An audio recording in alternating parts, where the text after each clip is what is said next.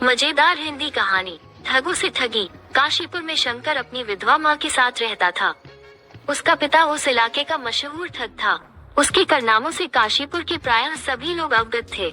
एक बार ठगी के माल के बंटवारे को लेकर उसके 4 साथियों लुटन, प्यारे, गजानन एवं आनंदी ने उसकी हत्या कर दी एवं फरार हो गए। वे अपना माल बेचकर सुदूर अमरावती में निवास करने लगे थे। शंकर की विधवा माँ अपने पति के हत्यारों से बदला नहीं ले सकती थी, इसीलिए अपने किशोर पुत्र को ठगी एवं बाजीगरी के अनोखे कारनामों से तालीम करने लगी। शंकर अब 18-19 साल का पूर्ण प्रशिक्षित गबरू जवान बन गया था। अमरावती में ठगों से मुलाकात वो अपनी माँ से बोला, माँ मुझे आज्ञा दो, मैं पिताजी के हत्यारों से बदला लेने के लिए शीघ्र प्रस्थान करूंगा। माँ ने उसे चंदन का तिलक लगाया एवं नजर उतारी। राह में जलपान हेतु मीठे पकवानों की एक गठरी भी उसे थमा दी। माँ का चरण स्पर्श कर शंकर अमरावती नगर के लिए प्रस्थान कर गया। उन दिनों घोड़े हाथी के अलावा कोई दूसरी सवारी तो थी नहीं। शंकर एक घोड़े पर सवार होकर जंगल पहाड़ों से गुजरता हुआ कई दिनों की लंबी यात्रा तय कर वहां पहुंचा। अमरावती पहुंचकर उसने एक सराय में एक कमरा लिया एवं अपने को एक व्यापारी बतलाया। लोगों से पूछते पाछते उसे अपने पिता के हत्यारों लुटन, प्यारे, गजानन एवं आनंदी का पता लग गया। वे चारों अमरावती नगर में एक साथ निवास कर रहे थे। वे दिन में व्यापारी बनकर व्यापार करते एवं रात में ठगों का वेश धरकर ठगी बटमारी किया करते थे। उनके पास पहुंचकर शंकर ने उनके पैर छूते हुए कहा, मामा जी मेरा प्रणाम स्वीकार करें। ठगों को अपने इस अज्ञात भांजे को देखकर आश्चर्य हुआ। उन्होंने सम्मिलित स्वर में कहा, हमने तो तुम्हें पहचाना नहीं। शंकर बोला, आप लोग तो देश छोड़कर इधर आ बसे। मैं आपकी छोटी बहन का लड़का हूँ। मेरा जन्म आप सबों के इधर आने के बाद हुआ, सो मुझे पहचानोगे कैसे? ये सुनते ही लुटन, प्यारे वगैरह ठगों ने उसे गले लगा लिया। जादुई बंदर और डंडा वो अपने साथ एक थैले में 2 बंदरों को लेता गया था। एक बंदर उसने बाहर रस्सी से बांधकर हाथ में पकड़ लिया था, जबकि दूसरे को थैले में ही छुपाए रखा। ठगों ने पूछा, भांजे ये कैसा बंदर है, इसे क्यों साथ रखे हुए हो? शंकर बोला, बड़ा अनमोल बंदर है मामा जी, जहाँ कोई संदेश देना हो तुरंत दे देगा एवं वापस लौट आएगा। ठगों ने कहा, भांजे ये बंदर हमें बेच दो। पहले तो शंकर ना नुकुर करता रहा, फिर मुंहमांगी कीमत में बंदर ठगों को दे दिया। प्यारे ने उस बंदर से कहा, जाकर हमारे घर में कह देना मेहमान आए हैं, उनके लिए बढ़िया खाना बनाकर रखना, हम लोग शाम को घर लौटेंगे। ये कहकर उसने बंदर को छोड़ दिया।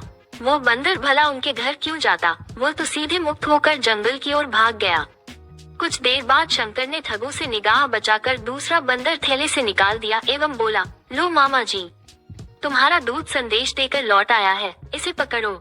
शाम को जब चारों शंकर के साथ घर लौटे, तब घर पर खाना नदारद था। ठगों ने अपनी पत्नियों को खूब फटकारा और कहा कि इस बंदर के द्वारा हमने संदेश नहीं भेजा था।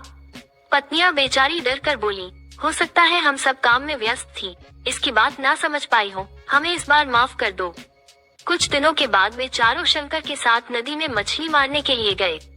शंकर ने थैले से एक छोटा सा डंडा निकाल कर कहा, मामा ये जादुई डंडा है, यदि किसी कारण मैं बेहोश हो जाऊं तो मुझे इसे सूंघा देना, होश लौट आएगा। कुछ देर बाद वो बेहोशी का नाटक कर मूर्छित हो गया। ठग ने उसे काफी हिलाया डुलाया एवं पानी के छींटे मुंह के ऊपर मारे, पर वह तो नाटक किए हुए था, सोचता कैसे?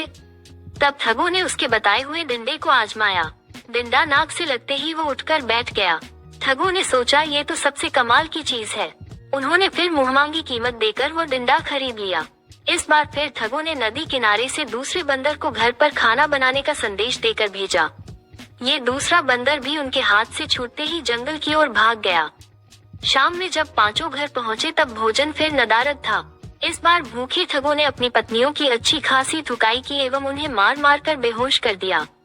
जब हिलाने डुलाने से वे नहीं जागी तो उन्होंने शंकर से खरीदे गए जादुई डंडे को उनकी नाकों से सूंघाया, पर वे तो मार से परलोक से धार चुकी थी, उठती कैसे?